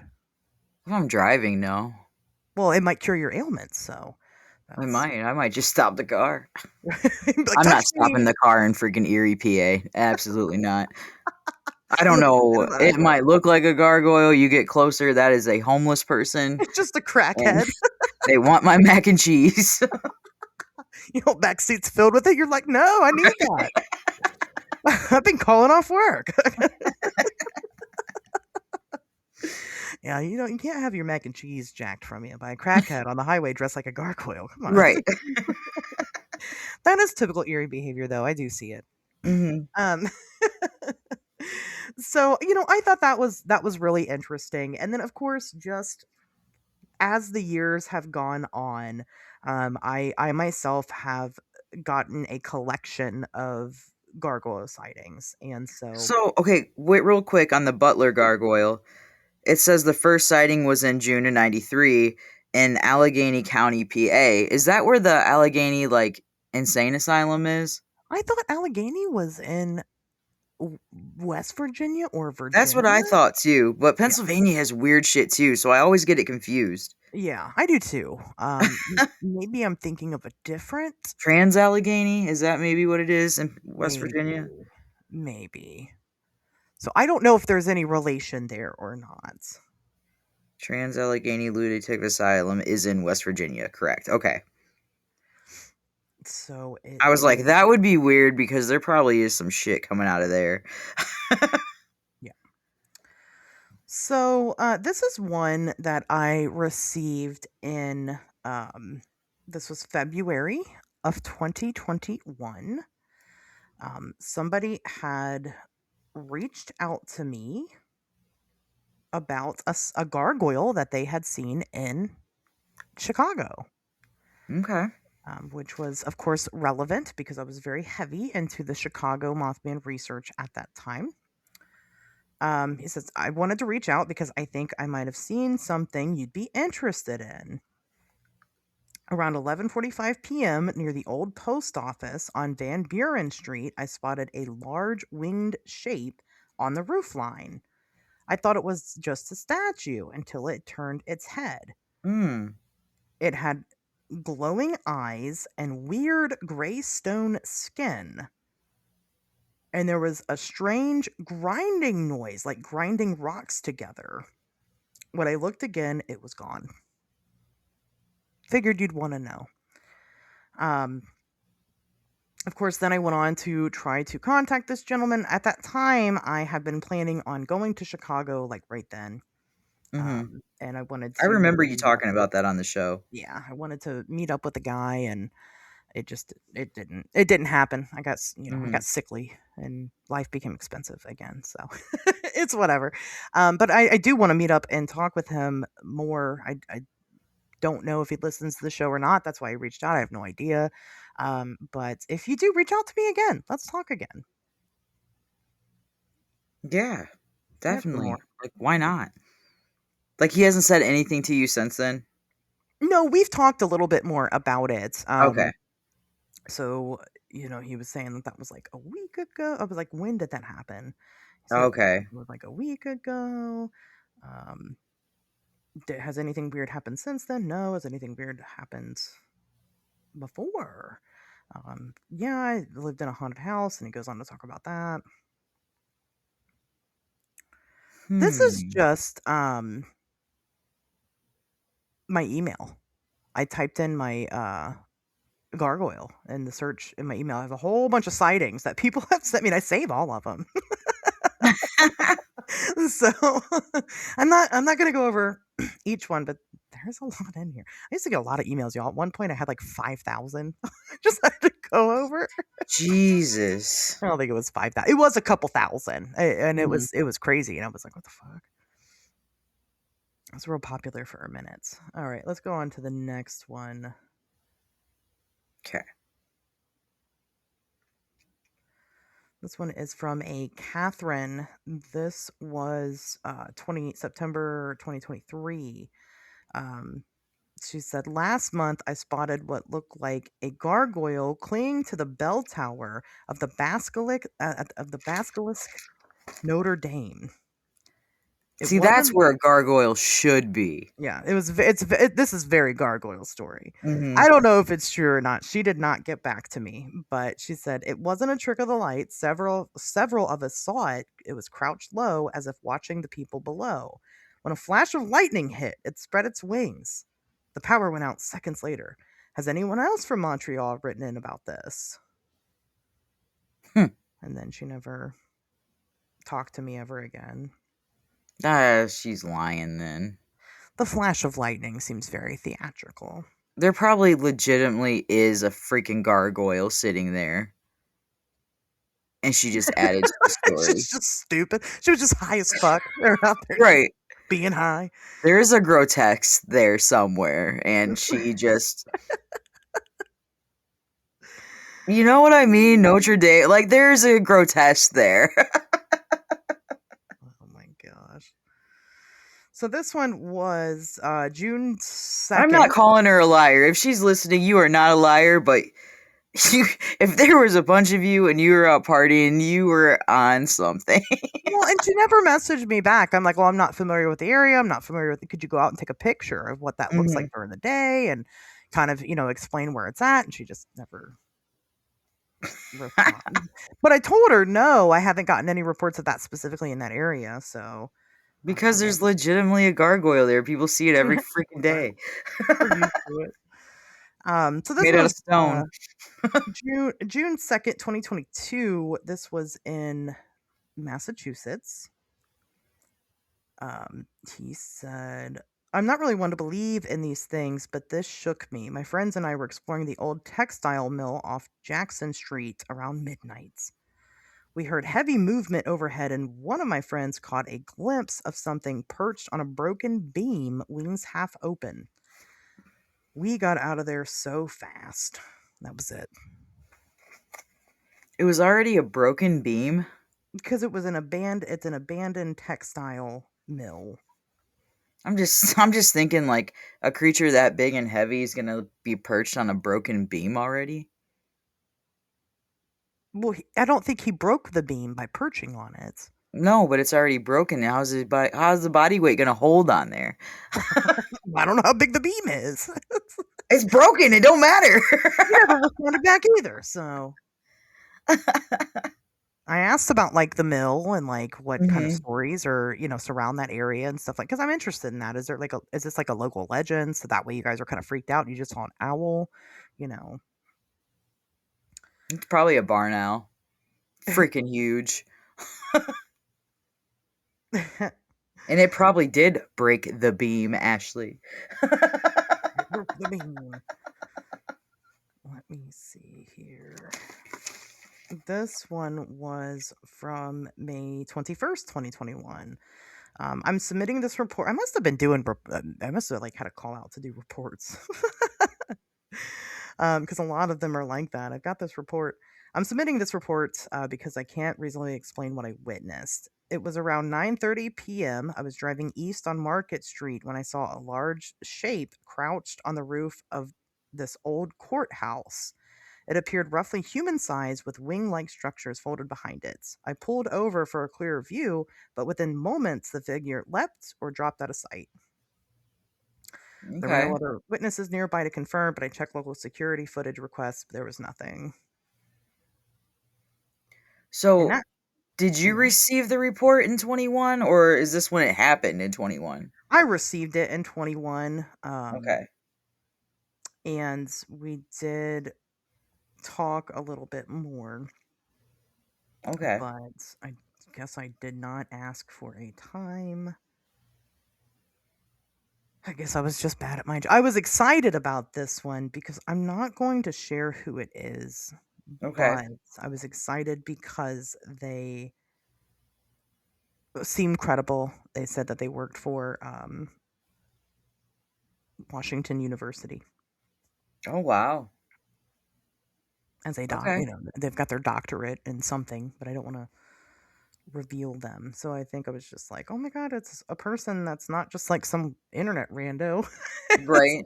And the email, it did come from that university's email. Oh, okay. Okay. So that was legit.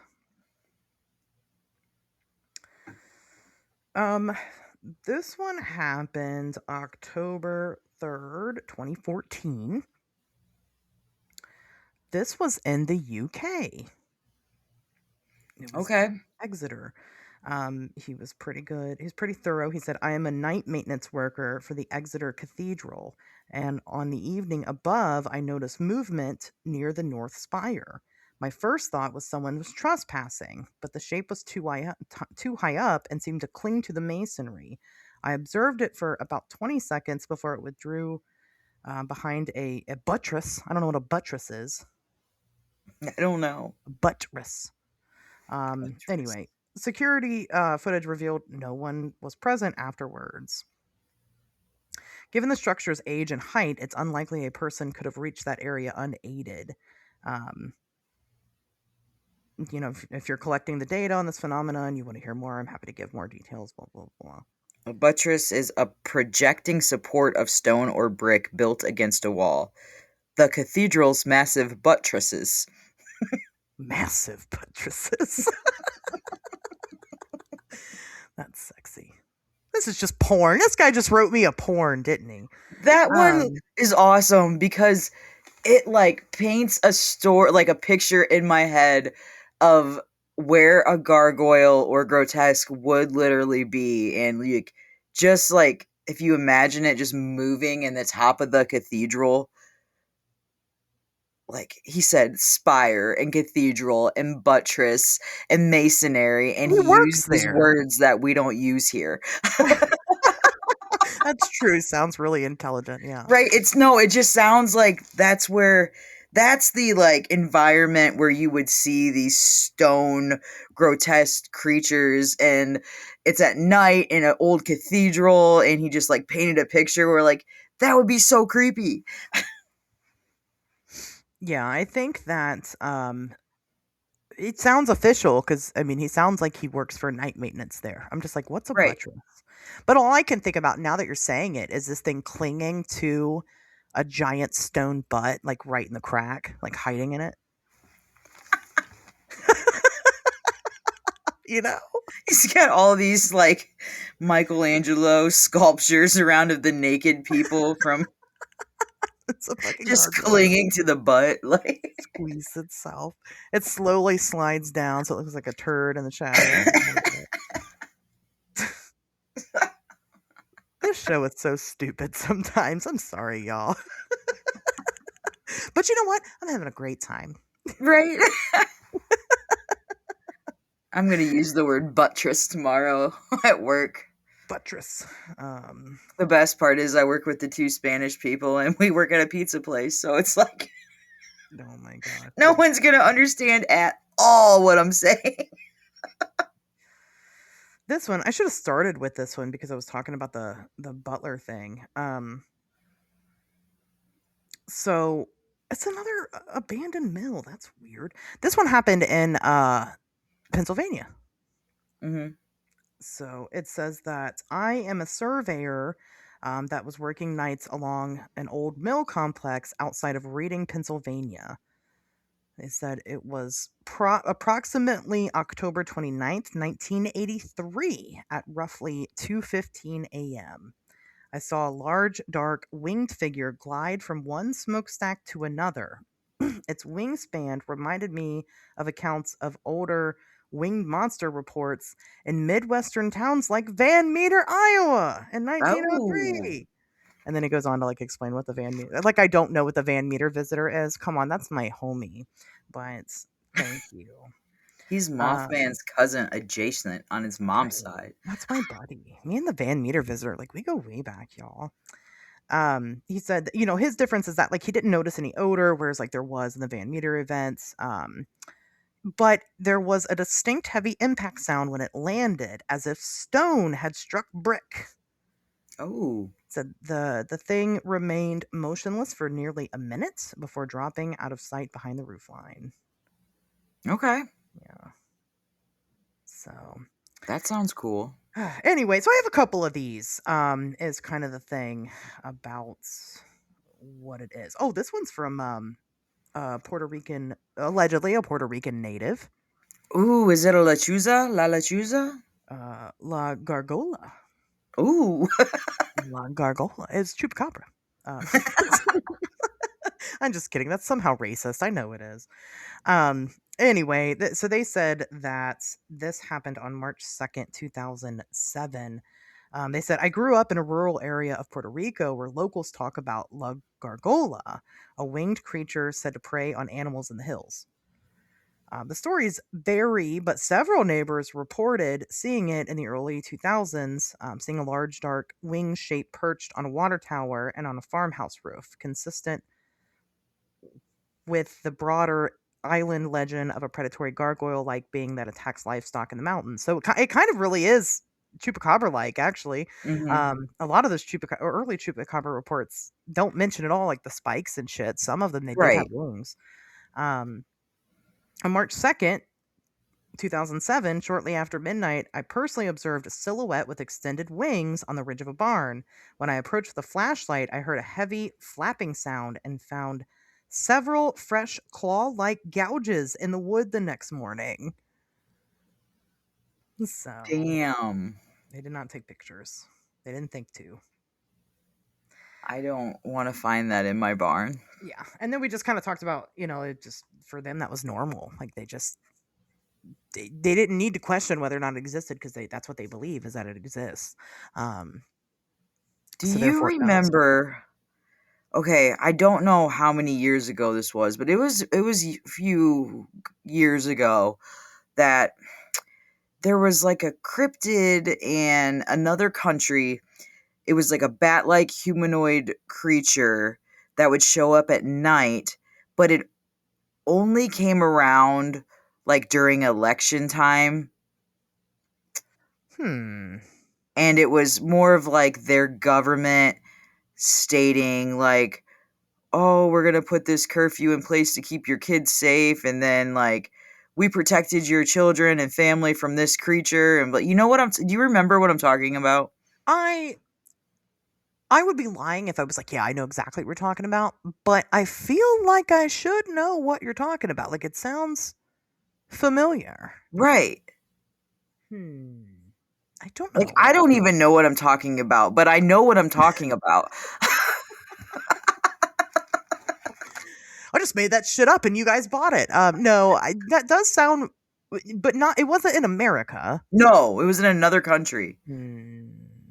I That's why don't I don't know. I can't tell you what year it was because I don't know how their elections run in other countries. That is that's interesting. I'll have to look that one up. Because I feel like I feel like you're onto something. I feel like that sounds like something that was real at one point. Right. Hmm.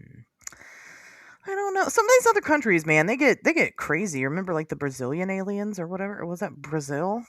But it turned out to be like thieves with jetpacks. That's awesome. Do you remember that at all? No, but that is so cool. They were like ripping people's faces off or something, like skinning people's faces. And ended up being like a cartel or something. It's What? yeah, I'm looking that up as soon as we're done. yeah, you should. There's a lot. That wasn't that long ago. We were reporting it on the show. Well, it couldn't have been that long ago. I mean, jetpacks, that's a more recent kind of thing for people to have. Yeah, it's pretty recent. They had like found somebody with their face ripped off. And they're like, "That's aliens. We know. We've seen the aliens flying around." And then they're like, "No, they're not aliens flying around. They're just fucking cartel members on jetpacks." They were like, "Oh, that was." It's wild. It's a weird one. Definitely looking that up.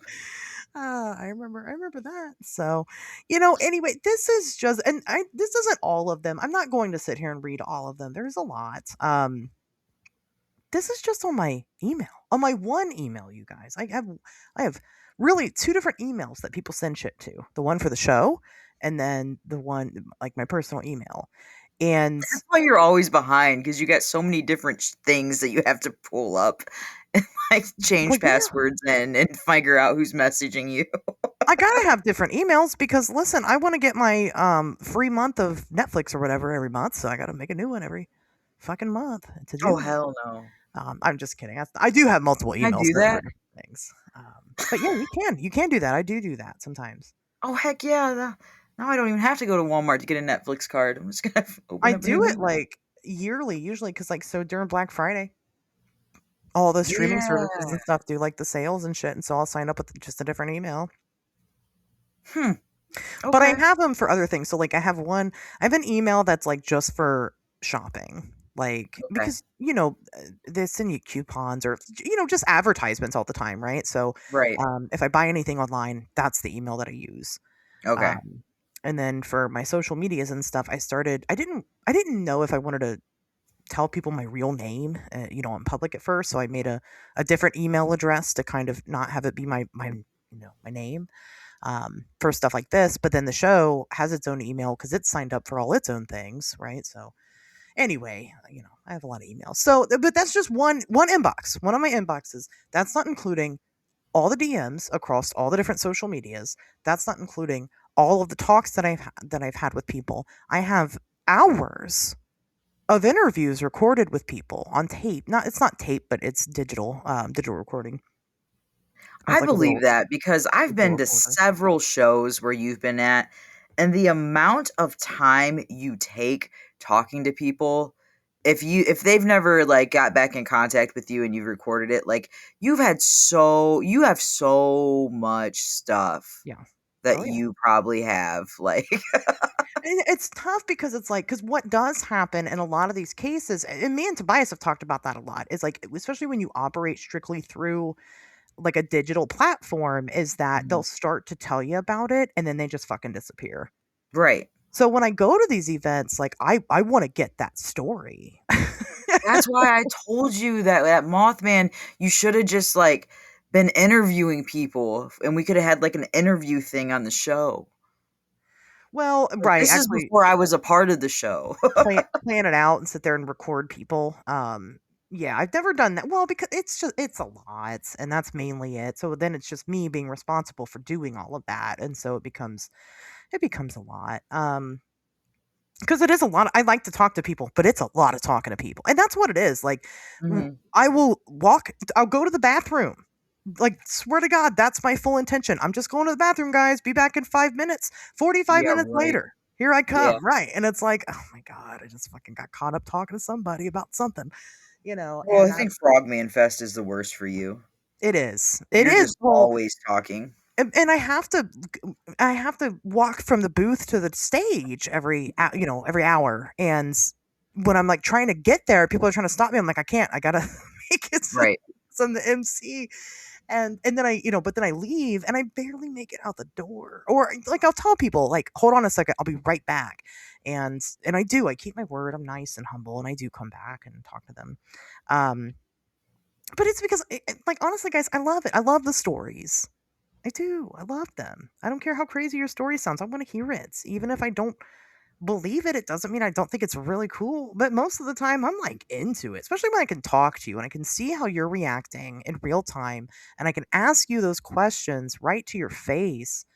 Um, we're bonding. It's a bonding experience. So Yeah. I love them. But yeah, no, I mean, I get all kinds of these stories all the time. And again, that's just. That's just gargoyles. That's just gargoyles. That's not angels. That's not Birdman. That's not. There's so many different names that this thing goes by. It drives me nuts. Right. Um, Like a you know, lot. a lot, and it just depends on who you're talking to. The Puerto Rican guy. I mean, that's as close to gargoyle as you're gonna get. Mhm. But it's still a different fucking name technically, and it's like, oh my God. So they got different names for these things in different languages and different cultures, and there's so many, so many, and that's why I get so frustrated when people just hyper focus in on Mothman and Point Pleasant. It's not right. Yeah, you're not going to find anywhere near what you should find if you just type in Mothman. No, not at all. Not at all. And that's hard to explain to people, in a short amount of time. I've tried to do it. I join these groups and stuff, and people are like, "Oh, Mothman, I know the story. It's this," and it's like, you fucking have no clue. You have no idea. And they're like, "Well, how do you know?" And I'm just like, and I try to share as much as I can, but you only got so much space in a comment section, or so much bandwidth to even share it all. Because again, Right. this is an hour and a half episode of just gargoyles. Not even all of them. Yeah. Not even close. But I felt like it was a good opportunity to kind of talk about them. I don't know. What do you think? I'm gonna give you the floor. Why are you giving me the floor? What do you mean, what do I think? You know I love that shit. I Well, wish it was a real gargoyle.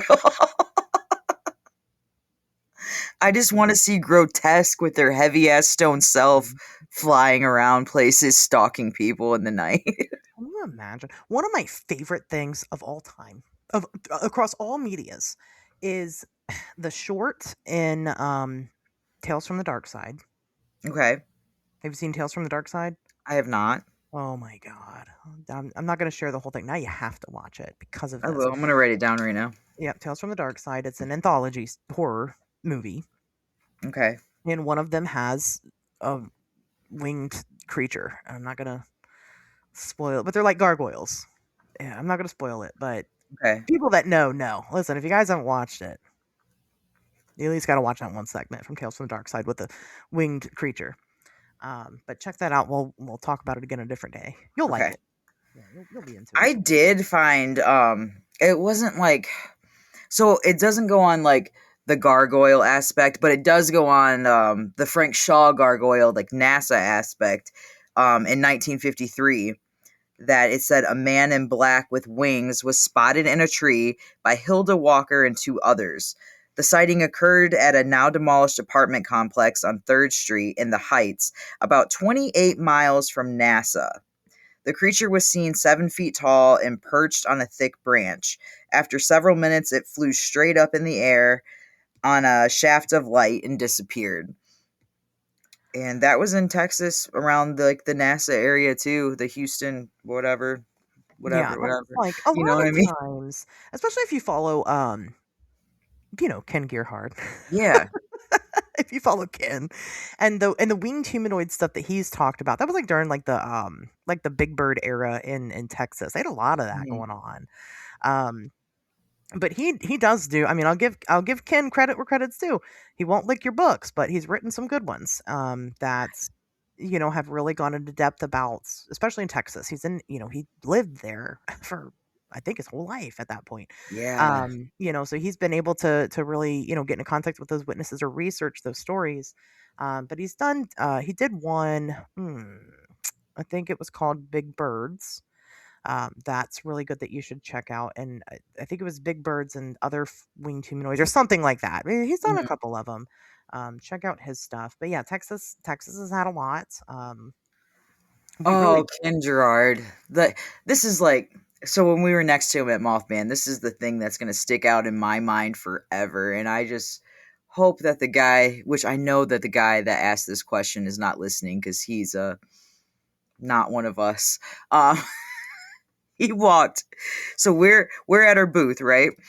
And Ken Gerard's right next to us, and he's signing his book and talking to all these people. And all these people are coming up, sharing stories and asking him questions. Like they've read this man's book before. Any book. They've read it.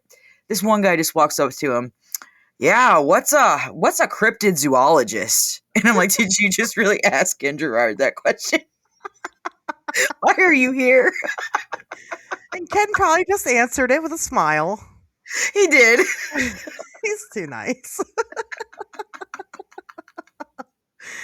Ken's so heckin' nice. And then we had a drunk Ann fucking cussing like a sailor, screaming at the top of her lungs, fuck this, and fuck that, and fuck you.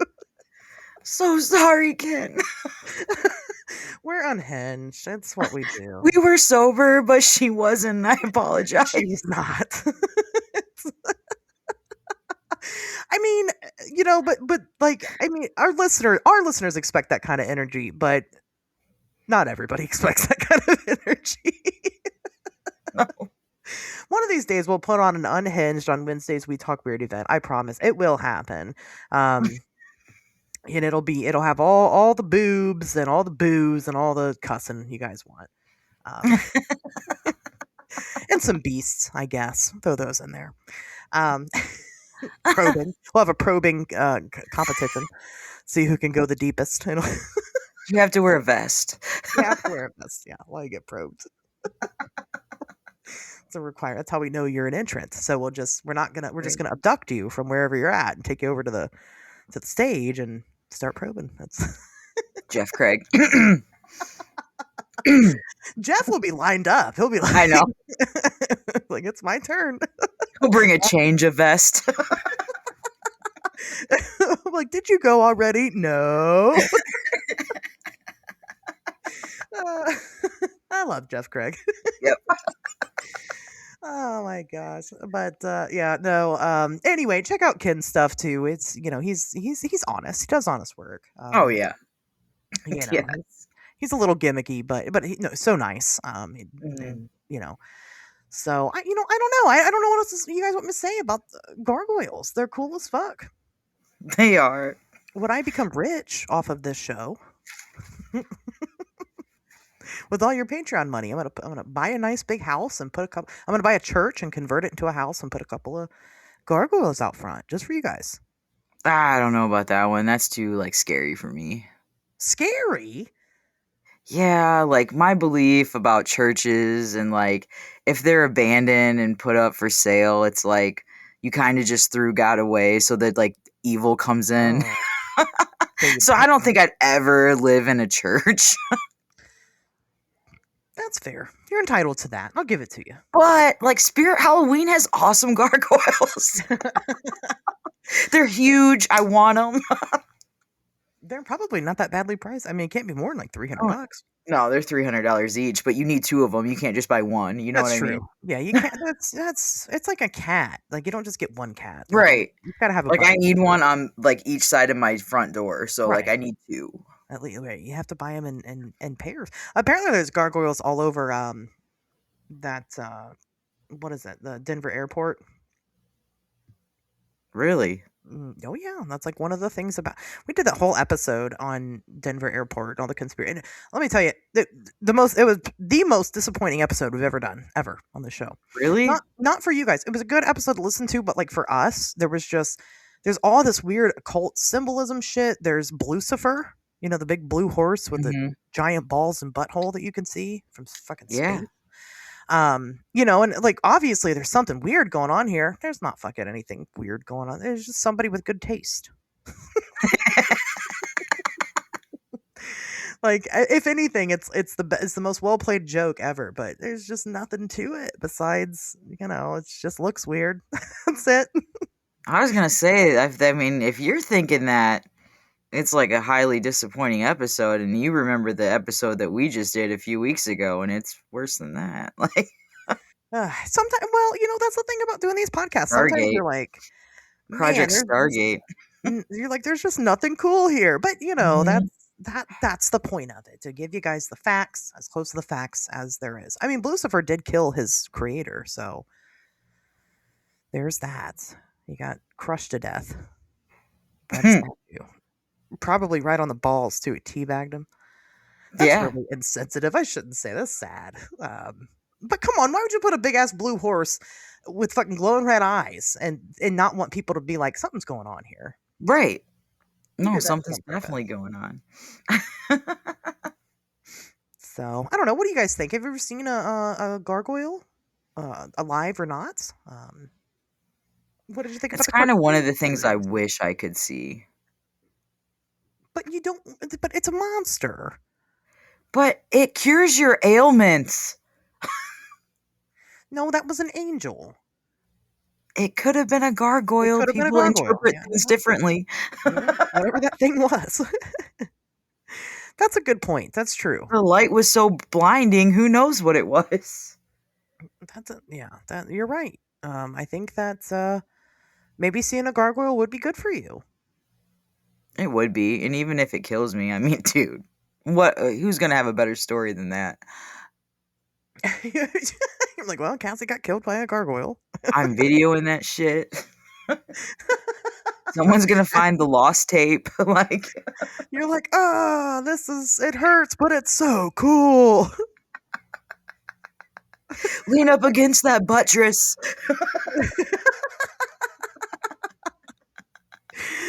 Place me right in the crack of it. My final resting place, the buttress. It'll be like, okay, this is weird now. I can't even enjoy this because you're enjoying it too much. Just leave. It's like, wow, what a sicko. He goes and tells his gargoyle friends, I saw the craziest thing, you guys. It's murdering this woman, and she liked it. Maybe stick her in between the butt cheeks of the stone thing. They're like, stones don't have butt cheeks. They all know because they're made of it. And he's like, oh no, they do. That's what becomes the cryptid for them, the buttress. Right. All right. Fucking Any white final shit. words? Anything you want to remind people of before we end it?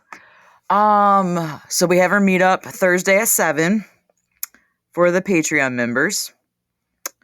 Sign up for that if you want a masterpiece made by me.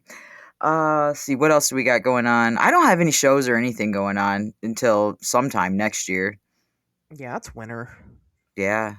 It's time to just like veg and plan and enjoy We have a ourselves. holiday break. This is it. Yep, this is it. You guys will not hear from us for the next 2 weeks. We are taking time, for ourselves. That's what we do for ourselves every year. This is the official end to season 3 of On Wednesdays. Isn't that crazy? The show's been on for almost 6 years now, and it's only had 3 seasons. Yeah. I used to not do seasons until we started doing the holiday break. So that's kind of the joke. But we have a lot more topics planned, at least for the next 5 Yeah, we years. As do. We Cassie have a said. very long list. So there will be more on Wednesdays. We talk weird, but I hope you guys have a great holiday, and I hope that I know for some of you, you might have some anxiety. Some of you have disclosed to me that this is kind of your outlet, especially during times like now. I said that the holidays can be very tough for some people. But the good news is that I don't know. There's definitely over 300 episodes of this show. Go back and go listen to your favorite one. If you're feeling some type of way, you just need something to distract you, and kind of go listen to the Denver episode. It's not great, but it's there. Go You listen. said it was great for the listeners, just not for They're all great for the listeners, but research. I'm biased. So, no, go listen to the first 5 episodes of this podcast. Totally different show. Totally different show. Totally different beliefs that I had at that time. Call me out. Come to the Facebook group and share your input on the super early episodes. I don't know. Just whatever it takes to distract you to keep you going. We need you to keep going because we need you here with us to listen some more. I can't afford to lose listeners. Yeah, if you want, one of my favorite episodes, it was with Pat O. It was the Jim Jones episode. If you That's a want to great listen to episode. one of my favorites, go back to that one. Yeah, that's solid. I've never even had to do Jim Jones. I want a reason to do it, to like revisit it, but Mhm. it's all there. You're not missing anything. Oh, So, that was a really good episode. yeah, check that out. And in the meantime, if you guys have any strange, unusual things to report that you've experienced and we've never talked about it, or whatever, get a hold of me. I've got 10 different emails. Just type my name in some different weird variation, and it'll pop up. Just type a bunch of random letters in, it'll probably go to Ash. Yeah, that's me. Yeah, you found it. Get a hold of me and let me know. We'll talk about it. And I'll work you through it. But yeah, we'll see the patrons on Thursday. For everybody else, we'll see you guys in 2 weeks.